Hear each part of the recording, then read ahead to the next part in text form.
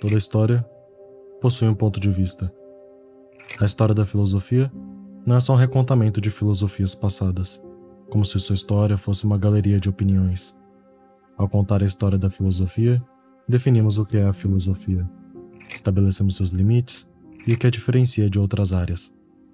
A história da filosofia define o cânone filosófico, sua narrativa, a coerência e o desenvolvimento dessa disciplina.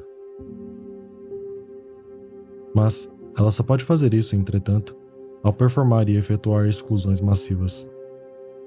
A exclusão da África e da Ásia da história da filosofia é um acontecimento recente. Com a secularização e o surgimento da segregação entre religião e filosofia, entre o mito e a razão, é por meados de 1780 que historiadores começaram a negar a possibilidade de filosofar do povo africano. Eles argumentam que esses povos tinham religião, mas não filosofia. É difícil falarmos de racismo quando consideramos motivos filosóficos por trás de tal separação. Mas será esse mesmo o caso? Essa é a tese de Peter Parker em seu livro África e Ásia and the History of Philosophy, Racism in the Formation of the Philosophical Canon. Nele, ele argumenta que a exclusão da Ásia e da África da história da filosofia foi um projeto encarregado e encabeçado por Christoph Meiners, pai do racismo científico, cujos argumentos antropológicos serviram de base filosófica para a criação da história da filosofia de Wilhelm Tennemann e Dietrich Tiedemann, dois pensadores kantianos centrais no movimento historiográfico da filosofia, que acabaram por definir uma prática a priori da história da filosofia. Se tal narrativa de exclusão da África e da Ásia da história da filosofia começou com Kant e seus descendentes, foi em Hegel que ela se completou. Em Hegel, sob a égide do absoluto, argumentos com base antropológica ganham uma roupagem filosófica. São argumentos que, apesar de serem consistentes dentro de seu sistema filosófico, possuem pressupostos raciais antropológicos, derivados das publicações etnográficas de Meiners. Mais um aviso. Esse vídeo não se propõe a colocar um ponto final definitivo no assunto. O problema em questão é muito complexo e suscita muito estudo.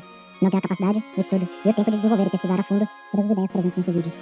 O assunto pressupõe um conhecimento vasto, não somente do objeto da crítica, mas também das filosofias que foram objeto da exclusão. Não há como abordar o assunto e sua integridade numa produção dessa natureza. Por conta disso, adotei a seguinte forma. O que vem a seguir tem muito mais aspecto de um trabalho inacabado, de uma colagem, do que de um ensaio propriamente dito. De nenhuma forma, o que está descrito aqui deve ser tomado como ponto final da discussão. O que quero com esse vídeo é abrir uma linha de fuga, suscitar uma discussão que abra a história da filosofia para a diferença, para os devires. O caráter fragmentário do presente vídeo é resultado das considerações listadas acima. Espero que gostem. Onde começa a história da filosofia? Isso não deve ser um segredo. Nos gregos, é claro. Eu vi no livro da Marilena Chauí. Ela diz que a filosofia nasceu na... Se perguntamos semelhante questão para as outras disciplinas, teremos respostas diferentes. Os primeiros registros arqueológicos sobre a matemática apontam para sua origem no Egito Antigo e no Império Babilônico. As primeiras práticas medicinais podem ser datadas ao Egito Antigo e de várias outras regiões africanas. O mesmo pode ser dito sobre a arquitetura, a engenharia civil e até mesmo o que pode ser entendido como ciência nos dias de hoje. É possível traçar a origem da maior parte dos conhecimentos das áreas de conhecimento como remontando aos povos africanos e orientais. Mas e a filosofia? De onde ela veio? Julius Bergman, em sua História da Filosofia, 1892, diz: assim como seu nome, a filosofia em si é originalmente grega. Friedrich Michelis diz em sua História da Filosofia de Tales até nossos dias, 1865, nenhum povo asiático elevou-se a si mesmo à altura da contemplação humana livre que a filosofia requer. A filosofia é fruto do espírito helênico. Em História da Filosofia, em resumo, 1863, de Albert Schweigler, temos que, quando e onde a filosofia começa, obviamente no ponto em que a primeira procura pelo princípio filosófico final, isto é, para a última razão do ser, foi feita em uma maneira filosófica. Em outras palavras, com a filosofia grega. Na quinta edição de sua História da Filosofia, 1892, Edward Zeller diz: tudo o mesmo. Nós não precisamos procurar por alguma fonte estrangeira. A ciência filosófica dos gregos pode ser completamente explicada recordando o espírito, os dispositivos e o status educacional das tribos helenísticas. Se em algum momento houve um povo adequado para gerar sua própria ciência, esse povo era o grego. Na 8ª edição de seu Esboço da História da Filosofia, 1894 a 1902, Friedrich Weberweg diz que nem os nórdicos nem os orientais, mas apenas os gregos tiveram a capacidade de inventar a filosofia.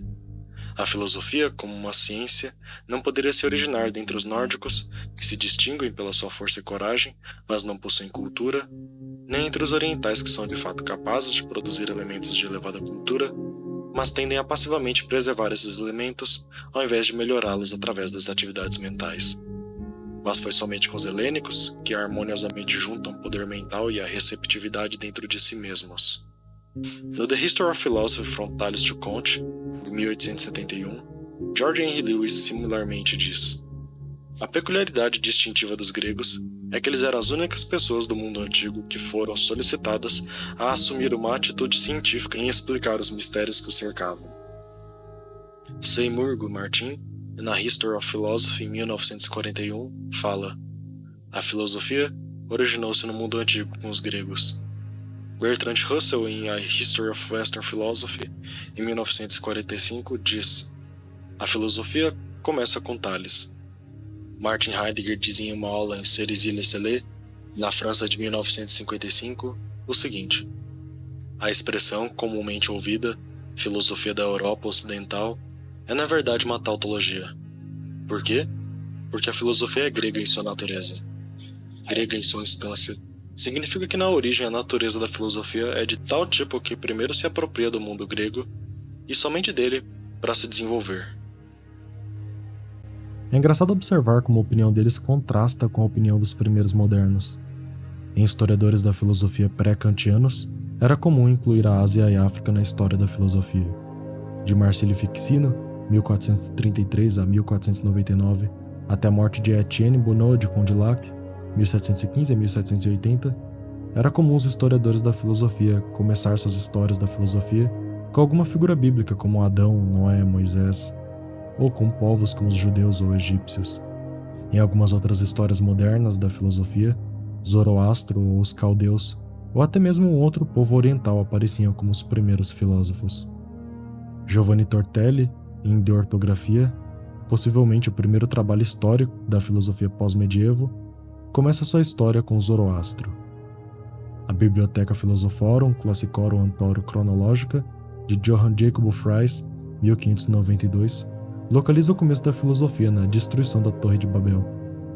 Em History of Philosophicae Libri 7, 1655, de George Horne, o primeiro filósofo era não Tales de Mileto, mas Adão. No século XVII, a maioria esmagadora das histórias da filosofia começava com os orientais.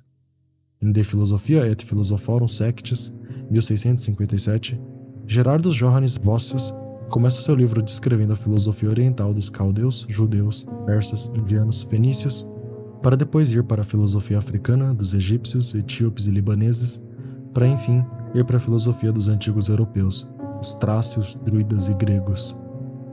Em 1742, John Ernest Schubert, antes de falar de filosofia grega, começa seu livro pesquisando a filosofia dos caldeus, persas, fenícios, árabes, judeus, indianos, chineses, egípcios, etíopes, druidas e celtas, sírios e dos etruscos. Em 1780, Friedrich Victor Lebrecht Lessing publica 4 obras separadas que argumentam que o sistema do conhecimento egípcio estava na raiz do conhecimento grego. Thomas Stanley, in The History of Philosophy, containing the lives, opinions, actions and discourse of the philosophers of every sect, 1655 a 1662, notou que Tales foi o primeiro a introduzir o aprendizado natural e matemático na Grécia. Ele nota que muitos antigos estavam confusos quanto às origens de Tales. Eles acreditavam que ele vinha da Fenícia. Na verdade, ele nasceu na cidade de Mileto, na parte sul de Iônia, e era descendente de fenícios. Stanley vai além e diz que Tales viajou para Creta, para a Ásia e para o Egito, e que lá ele conversou com os sacerdotes e astrônomos de Mênfis.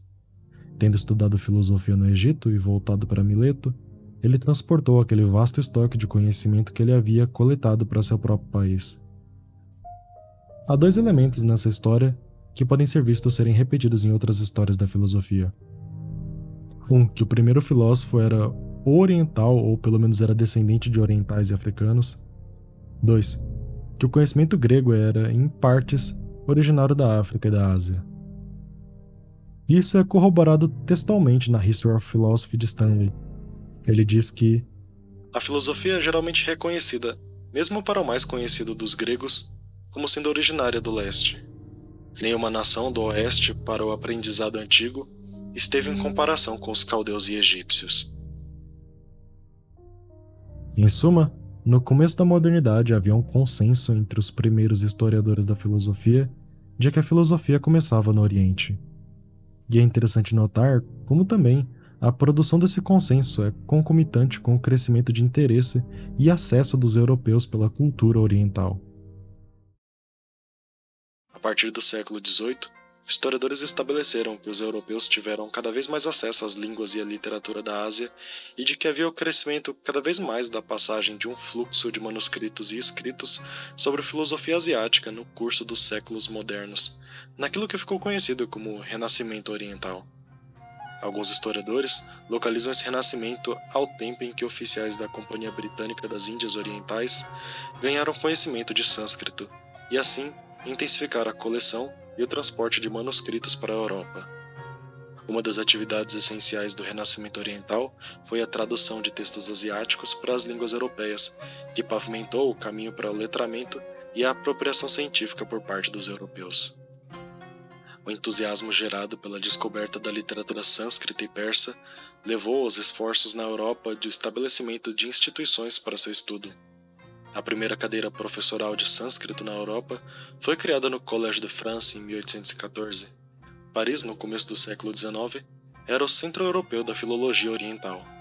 Os irmãos Schlegel viajaram para Paris para aprender sânscrito. O irmão mais velho, August Wilhelm, foi e se tornou o primeiro professor de sânscrito em uma universidade alemã, oferecendo cursos sobre literatura e a língua sânscrita, que ele deu no verão de 1819 na Universidade Prússia de Bonn.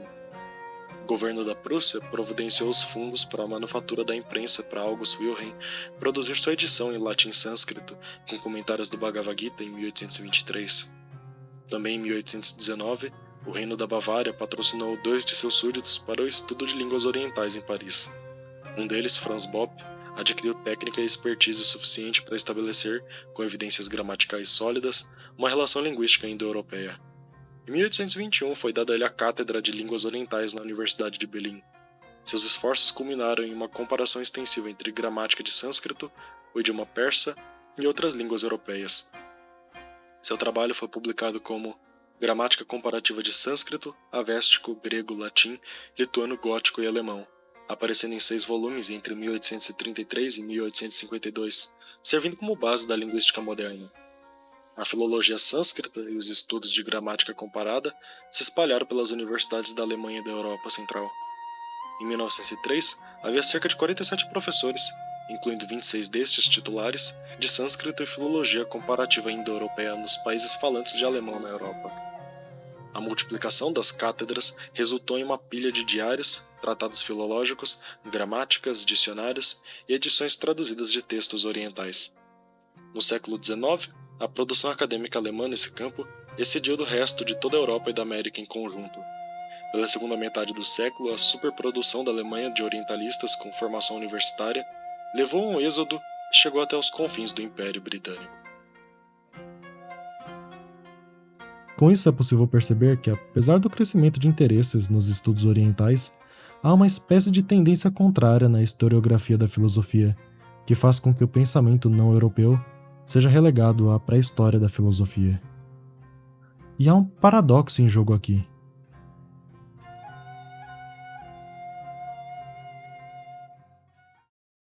Robert Bernasconi, filósofo estadunidense, conhecido por seus trabalhos sobre o conceito de raça, chama esse paradoxo de o paroquialismo da filosofia. Ao mesmo tempo que a filosofia clama uma verdade universal, sua origem é restrita historicamente e filosoficamente à Grécia. Apesar de haver várias evidências que apontam para a singularidade grega no concebimento da filosofia, isso não a faz o lugar exclusivo de sua origem. Há instâncias muito mais antigas do desenvolvimento da filosofia em outros lugares do mundo. Basta olhar para Confúcio, o desenvolvimento do Tao, o livro dos Vedas. Além disso, há evidências de intensas trocas culturais entre os primeiros colonizadores gregos com os egípcios e fenícios.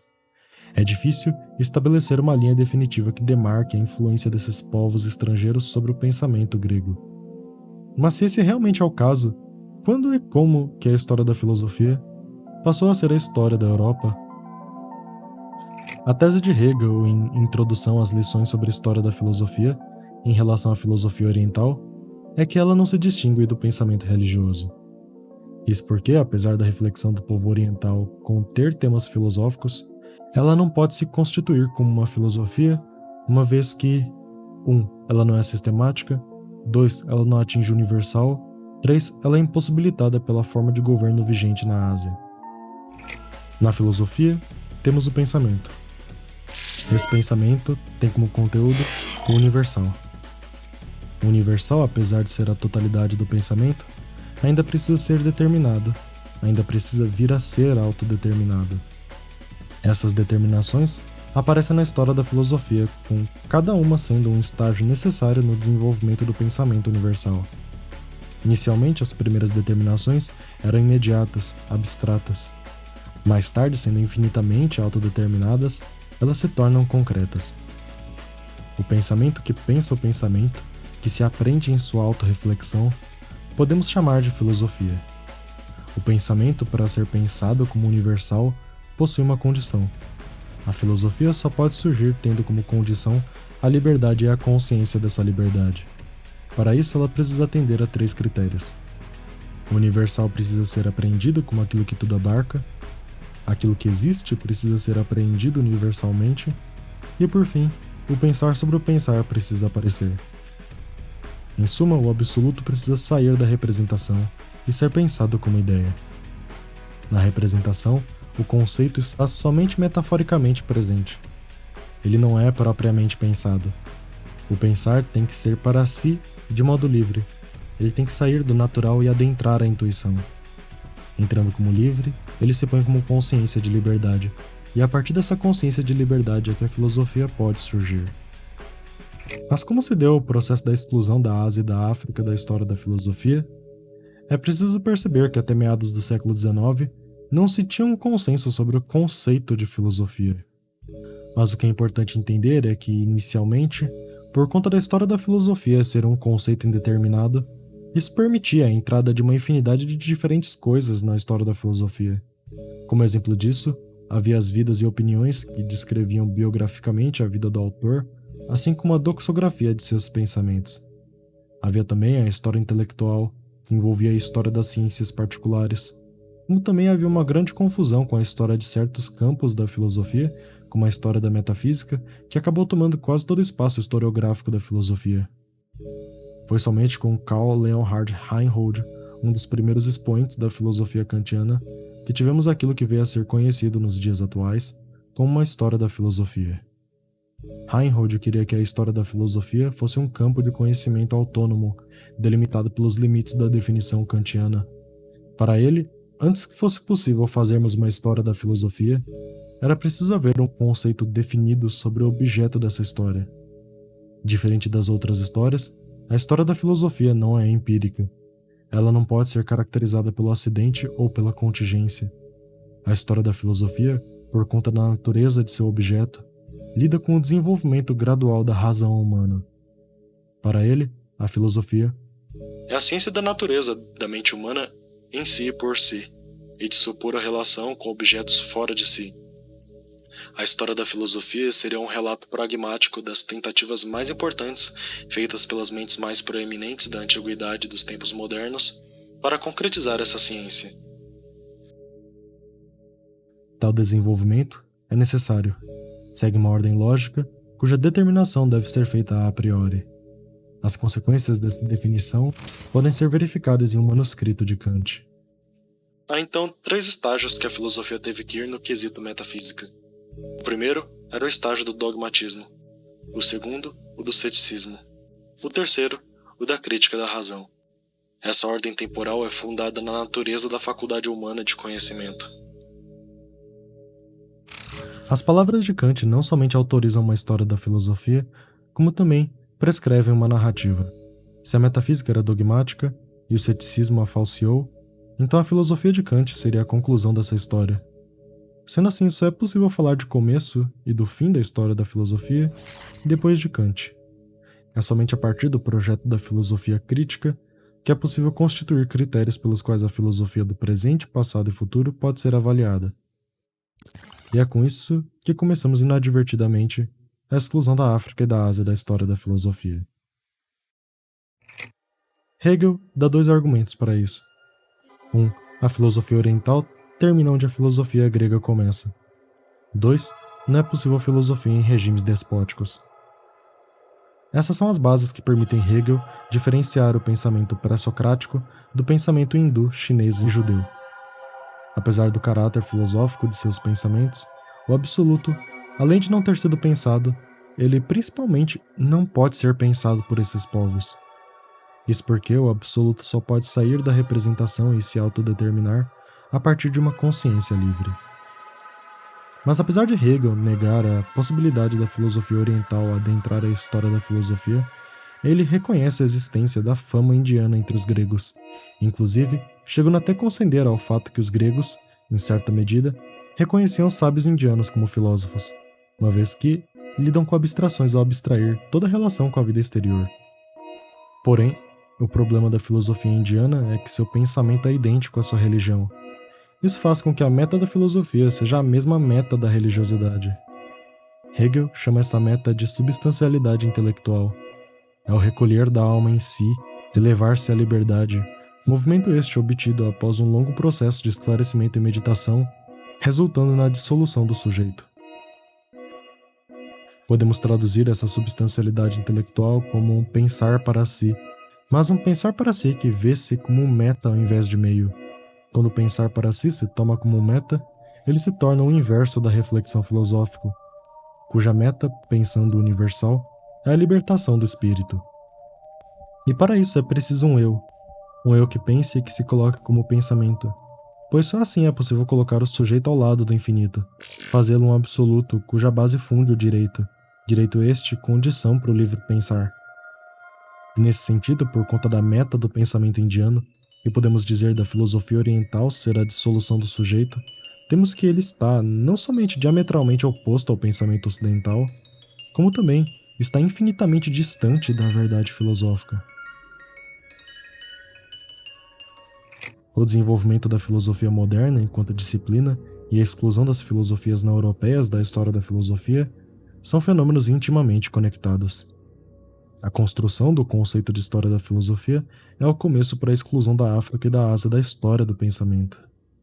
Os limites da definição de filosofia impõem o limite na maneira de perceber a realidade. Impõem uma narrativa. A narrativa, mais do que ordenar os eventos em uma história, lhes confere um sentido. Mas qual sentido que foi e está sendo construído na história da filosofia? No século XVIII, a opinião de que a origem da filosofia era grega somente era sustentada por uma minoria extremamente pequena.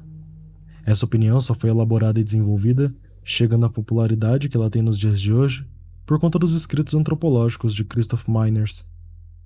Christoph Meiners era professor de filosofia e membro da Sociedade Real de Ciências de Göttingen e autor de pelo menos 44 monografias e cerca de 180 artigos sobre psicologia, estética, história da ciência, filosofia e história natural dos povos antigos e modernos. Britta Rupp Eisenreich, em sua História da Antropologia, atribui a ele o papel de moldar significantemente a antropologia na França e na Alemanha. Meiners era um antropólogo de certo status entre as elites burocráticas e acadêmicas da Alemanha do século XVIII. Tanto que ele foi delegado pelo Tsar Alexander a liderar a reorganização do sistema universitário russo, tornando-se um professor honorário na Universidade de Moscou. Dentre os numerosos trabalhos de Meiners está uma história da filosofia, esboço da história da sabedoria mundial, que, quando lido em conjunto com seus outros trabalhos antropológicos, revelam os reais motivos por trás da exclusão da África e da Ásia da história da filosofia.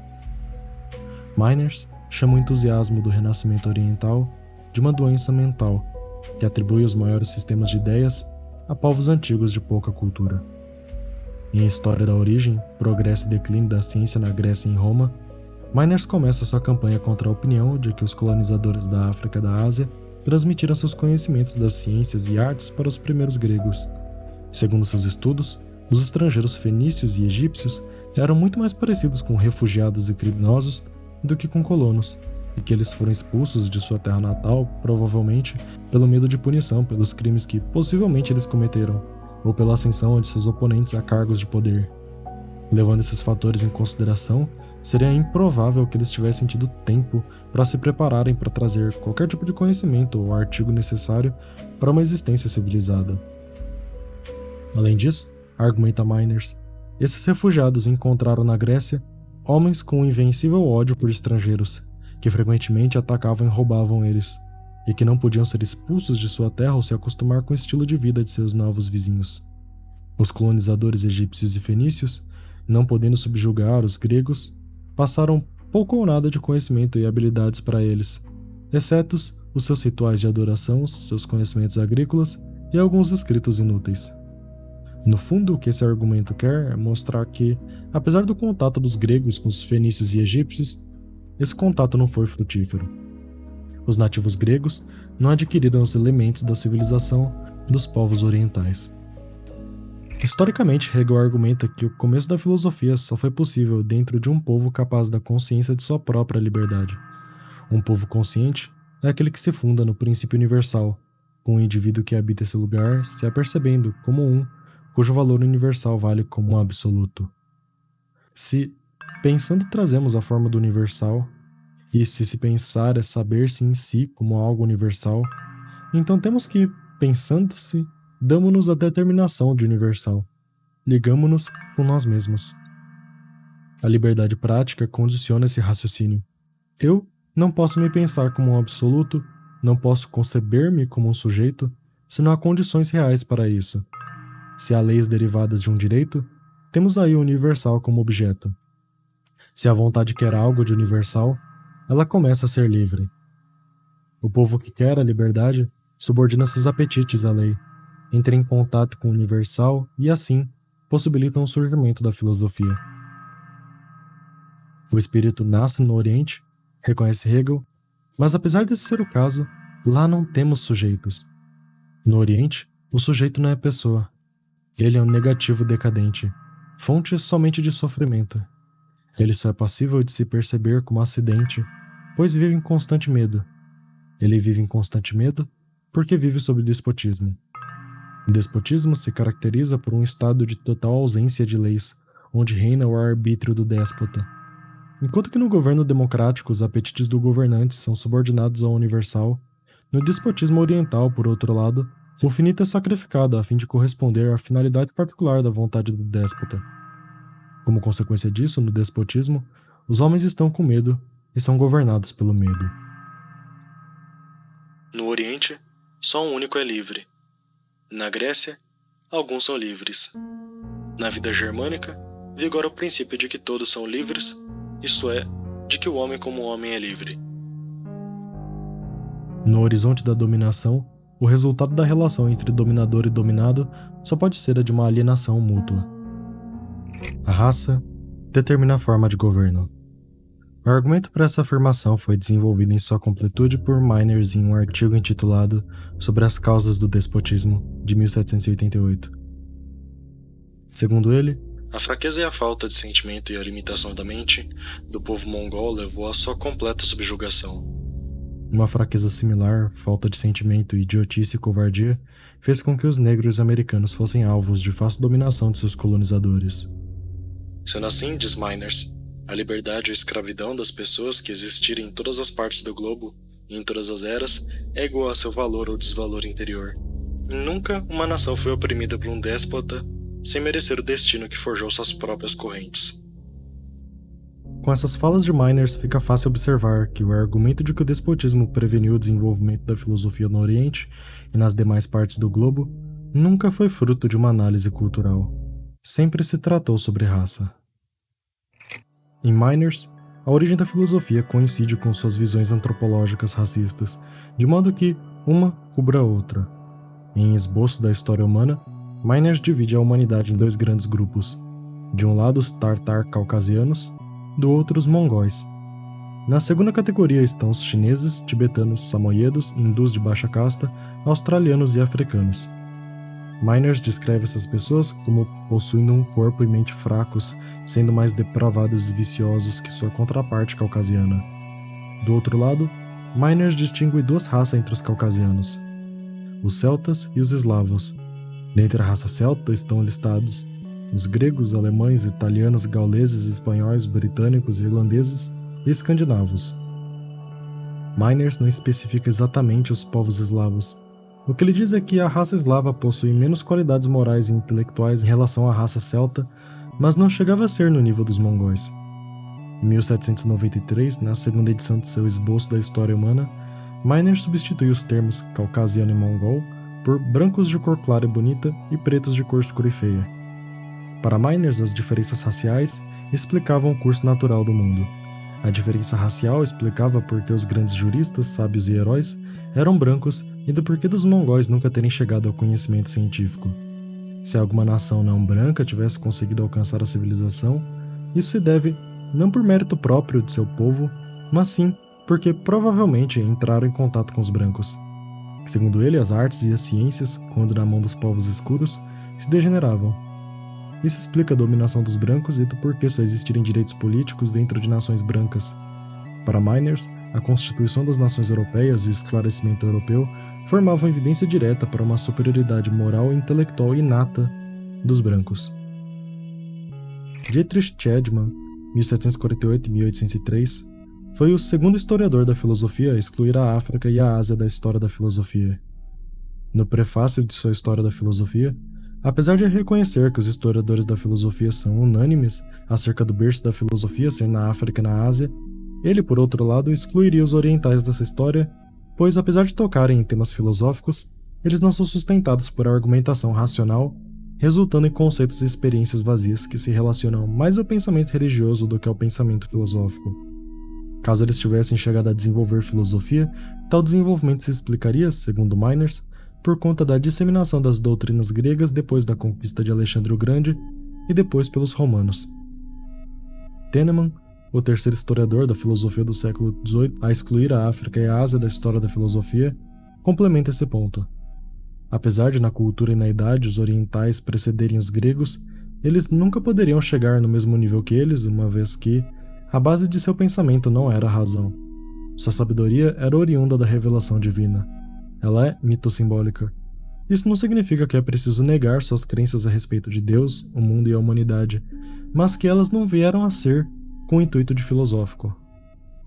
Em sua História da Filosofia, ele diz: a constituição política e física dos gregos, o espírito e seu caráter, a educação e a atividade de seus habitantes, trouxe junto tantas vantagens e desenvolvimentos para a cultivação da mente humana que ninguém poderá encontrar igual com tanta facilidade nos países de seu tempo.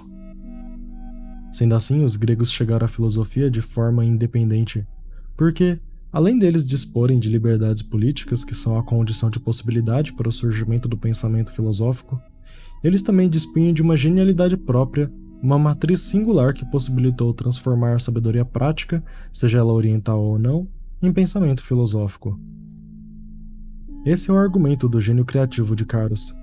Ao invés de negar as influências africanas e asiáticas na formação da cultura grega, Carus afirmava que qualquer elemento cultural que foi passado dos estrangeiros aos gregos foi processado e transformado pelos gregos através de suas capacidades inatas e criativas, gerando assim a verdadeira cultura. Mas o que esse argumento do gênio criativo significa para a história da filosofia? Ele significa uma perfeita ambivalência entre total exclusão e inclusão desigual, pois apesar de não negar que os povos não ocidentais possuam a capacidade de produzir um pensamento filosófico, ele sugere que a filosofia oriental e africana seja incluída, mas separada do desenvolvimento histórico do pensamento grego. Dessa forma, responde-se ao paradoxo do paroquialismo da filosofia, ao mesmo tempo que mantém-se separada a filosofia dos povos asiáticos e africanos da filosofia grega. Sendo assim, por mais que todas as pessoas possuam a mesma capacidade de elevar a reflexão ao nível filosófico, nem todos os povos o fizeram, e por conta disso eles não podem reivindicar seu lugar na história da filosofia. Apesar de ser verdadeiro que os gregos dependem do material de outras culturas para desenvolver seu pensamento, Eles procederam de maneira independente em seu fazer filosófico. Note que essa é a chave de interpretação que Hegel utiliza em sua filosofia para justificar a exclusão da África e da Ásia. Kant nunca produziu um livro sobre história da filosofia, mas isso não impediu de traçar uma história da filosofia em suas aulas de lógica. Ali é possível encontrar o argumento base para a exclusão dos orientais, argumentos esses retirados de Meiners. É por isso que, quando os kantianos historiadores da filosofia apareceram por volta de 1790, a campanha para a exclusão da África e da Ásia da história da filosofia já havia começado. A junção de uma construção a priori do conceito de história da filosofia com um eurocentrismo baseado em raça são os fundamentos da história da filosofia de Hegel. Nesse quesito, tanto ele quanto Tennemann são os herdeiros da historiografia exclusionária de Meiners. Da mesma forma como Meiners e Tennemann, Hegel tentou atenuar a importância das trocas culturais entre as colônias egípcias e fenícias na Grécia. Da mesma forma como Meiners e Tennemann, Hegel não negou a existência de colônias asiáticas na Grécia, mas questionou até que ponto elas influenciaram o pensamento grego. Da mesma forma como Meiners e Tennemann, Hegel defendia a tese do gênio criativo grego. Ele não negava o fato de existir cultura nessas colônias orientais, mas defendia que tal cultura foi passada e aperfeiçoada, e só poderia ser aperfeiçoada nas mãos dos gregos. E mesmo que exista filosofia oriental, ela não pode ser categorizada como filosofia. A filosofia oriental é indistinguível da religião oriental. Quando a filosofia oriental resiste à exclusão, Hegel e Tennemann adotam a solução de Kárus. O pensamento não europeu precisa ser contabilizado na história, mas não em conexão com o desenvolvimento histórico da filosofia grega. Que a filosofia nasceu no Oriente era um consenso entre historiadores da filosofia do começo da modernidade. Foi somente no século XVIII, com a invenção de um conceito a priori da história da filosofia, alimentado pelos escritos antropológicos de Meiners, que tivemos uma virada brusca na historiografia. Porém, isso ainda não explica a adesão, quase que estrutural, desse conceito de história da filosofia apartado da Ásia e da África. Robert Bernasconi teoriza algumas explicações para essa guinada estrutural na história da filosofia. 1. O surgimento de uma definição mais restrita de filosofia. 2. Uma secularização da filosofia que distingue entre mito e razão. 3. A história da filosofia passou a ser escrita como uma narrativa, com uma crença no progresso. O que não servia à narrativa era tido como insignificante ou como uma aberração. 4. A convicção de que a democracia era a condição de possibilidade para o florescimento do debate filosófico. E 5. Crescimento de um chauvinismo virulento na Europa, reforçado no século XVIII por um novo conceito de raça. A questão sobre o que é e o que não é filosofia não é uma simples questão de classificação. Reconhecer uma forma de pensamento como filosófica é conferir um status. É a maneira de reconhecer a seriedade de um pensamento. Ao fazermos história da filosofia, definimos o que é o fazer filosófico, e com isso, operamos exclusões nessa história. Mas creio que o problema não está nem na exclusão e nem no menosprezo, mas sim no momento que a filosofia passa a falar por todos, e nesse processo acaba por silenciar a voz da diferença. Mas isso não nos dá o direito de incluir qualquer pensamento dentro da filosofia apenas por questão de justiça social? Um cínico pode nos perguntar. Ele irá dizer que a filosofia oriental e africana não podem ser filosofia e que mesmo que seus escritos possuam um caráter filosófico e que através da leitura cuidadosa é possível delinear uma filosofia, que só isso não é suficiente para determinar se alguém é filósofo ou não. Em certas partes, esse crítico tá certo, que não é possível derivar um sistema filosófico consistente semelhante ao que entendemos por filosofia das doutrinas africanas e orientais, isso concedo. Porém, o que essa crítica deixa de lado é o fato que nunca se tratou de fazer filosofia do jeito usual. Nunca se tratou de encaixar os africanos e os orientais na filosofia. Essa não é a questão.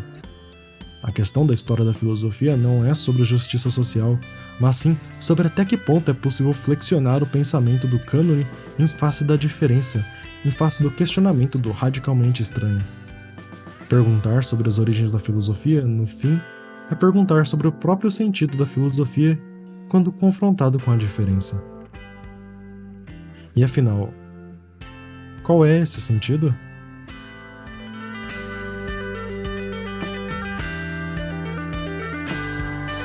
Se você assistiu até o final, muito obrigado.